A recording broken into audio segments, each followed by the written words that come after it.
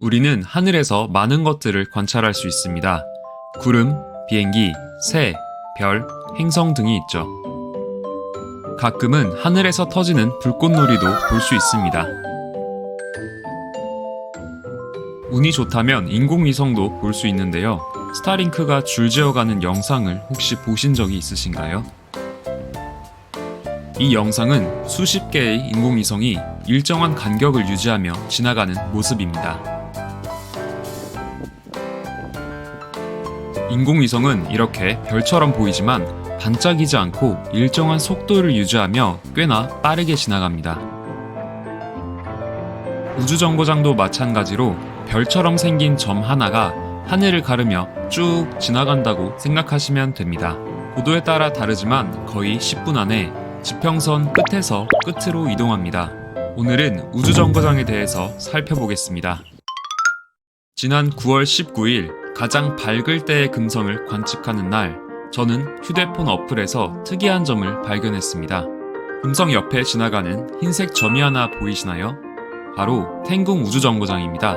금성과 함께 우주정거장도 관측해보았습니다. 참고로 위성 추적 사이트에서 새벽 4시 26분경 우리나라 북쪽에서 떠올라 동쪽으로 지는 경로를 볼 수 있습니다. 금성을 관측하고 있다가 드디어 시간이 되었습니다. 아마 제 기준 동쪽에 있는 아파트 근처로 지나갈 것으로 추측됩니다. 금성을 보다가 시야에 탱궁 우주정거장이 눈에 보여서 얼른 망원경을 돌려보았습니다. 이 부분을 주목해주세요. 매우 빠르게 화면을 지나가는 것을 볼 수 있습니다.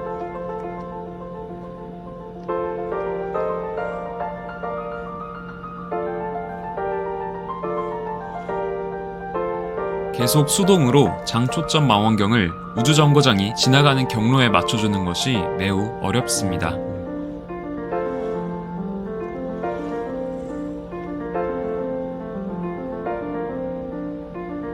망원경 시점으로 본다면 주변 시야가 막힌 이런 느낌이라고 보시면 됩니다. 정말 어렵습니다.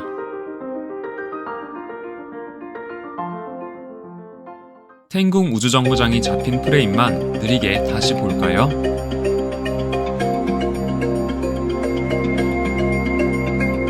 프로그램을 이용해서 탱궁 우주정거장의 좋은 프레임 사진을 뽑아보면 아쉽지만 이 사진의 형태가 가장 좋은 것 같습니다. 양옆으로 태양 전지판이 조그맣게 보이고 가운데 모듈이 밝게 빛나네요. 그래픽 사진의 밝기를 높이면 비슷해 보입니다. 우주정거장이 너무 빨라서 대부분의 프레임이 가운데 효과처럼 궤적으로 남아버렸습니다. 다음에는 초당 프레임을 더 빠르게 해야겠습니다. 그런데 진짜 우주정거장이 맞는지 의문이 드실 수 있습니다. 날파리나 비행기를 찍은 거 아니냐고 생각하실 수 있는데요. 초점거리가 긴 망원경이라 주변을 날아다니는 파리는 볼 수가 없고 비행기는 망원경의 형체가 너무나 크게 잘 보입니다. 자, 그럼 제가 본 탱궁 우주정거장에는 누가 타고 있고 어떤 미션을 하고 있을까요? 탱궁은 하늘의 궁전이라는 뜻으로 2021년 코어 모듈 10허를 시작으로 모듈을 이어붙여 작년에 완성되었고 크기는 국제 우주정거장의 반 정도 됩니다. 지금 타고 있는 우주비행사는 총 3명으로 하이차오, 하이팽, 양저입니다. 이들은 지난 5월 선저우 16호를 타고 우주정거장과 도킹하였으며 일반 상대성 이론, 생명의 기원 등 과학 연구를 진행하고 우주 유영을 하기도 했습니다. 제가 본 우주정거장에 많은 일들이 일어나고 있는 게 정말 신기하죠? 그러면 유명한 국제 우주정거장은 과연 어떻게 보일까요? 운 좋게 10월 초에 계속해서 저녁쯤 한국 상공을 지나갑니다. 포착할 기회가 있을 것 같습니다. 국제 우주정거장은 1시간에 7번 정도 지구를 돌지만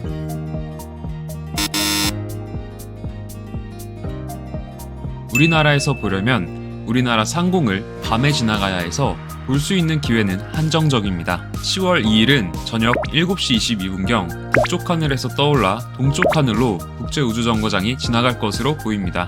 이전에 봤던 탱궁과 비슷하게 북쪽에서 와서 동쪽으로 지나갈 예정입니다. 그런데 국제우주정거장을 보기 전 하늘 상태만 확인하러 올라갔는데 우연히 머리 위로 지나가는 텐궁 우주정거장을 보았습니다. 정말 운이 좋았는데요. 실제 눈으로 보면 이렇게 보입니다.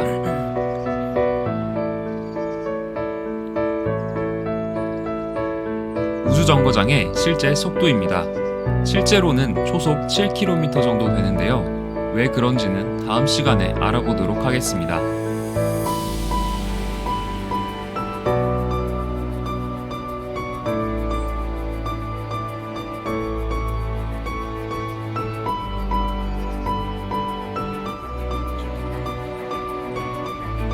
서서히 동쪽 방향으로 넘어가고 있습니다.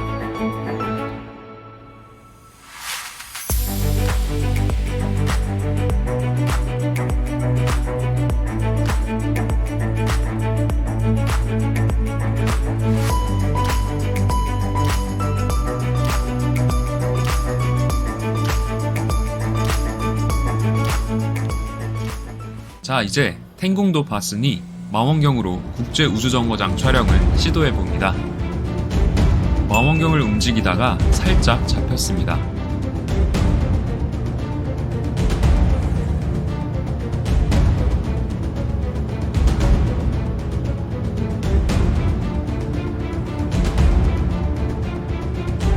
이후에 제가 중간에 뭘 건드렸는지 그만 초점이 나가버렸습니다.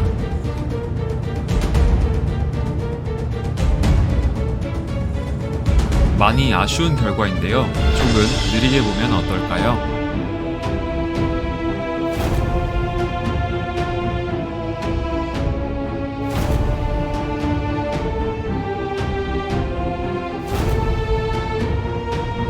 가장 잘 나온 프레임을 같이 볼까요? 정확하진 않지만 그래픽과 비교하면 이런 모습일 것으로 추측됩니다. 맨눈으로 보면 어떻게 보일까요? 10월 5일에는 거의 정확히 머리 위로 가장 높게 지나갑니다. 이번에는 북서쪽에서 떠올라 머리 위를 지나 뒤쪽으로 질 예정입니다. 시간이 되어 이제 화면 가운데에서 국제우주정거장이 곧 떠오릅니다.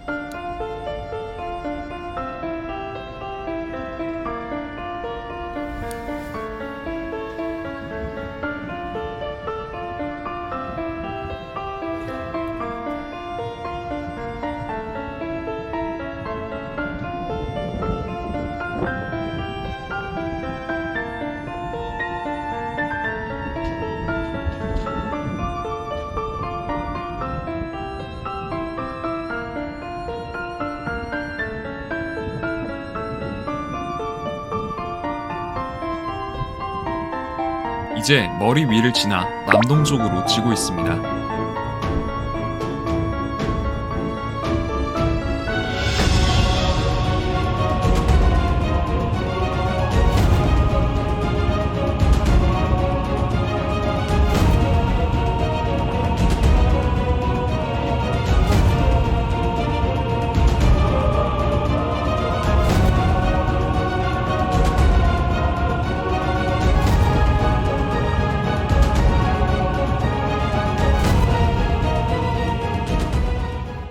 자, 그럼 국제우주정거장에 대해서도 자세하게 알아볼까요?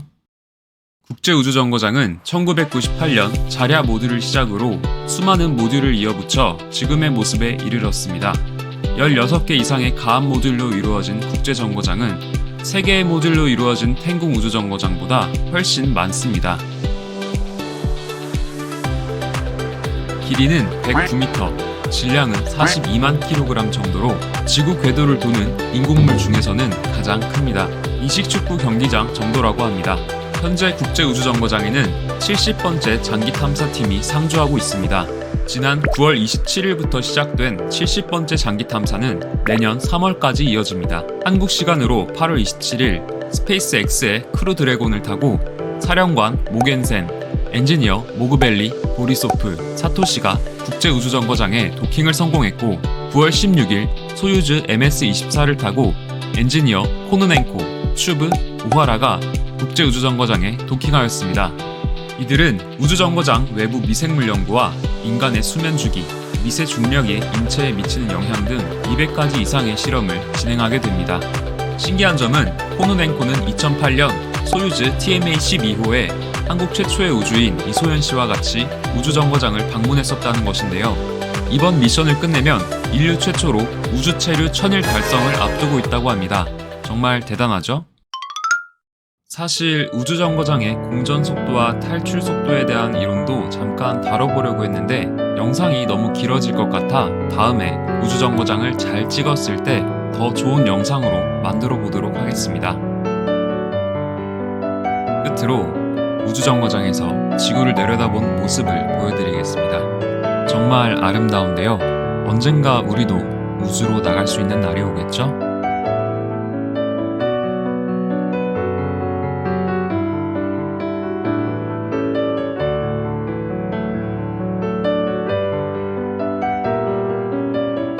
시청해주셔서 감사합니다.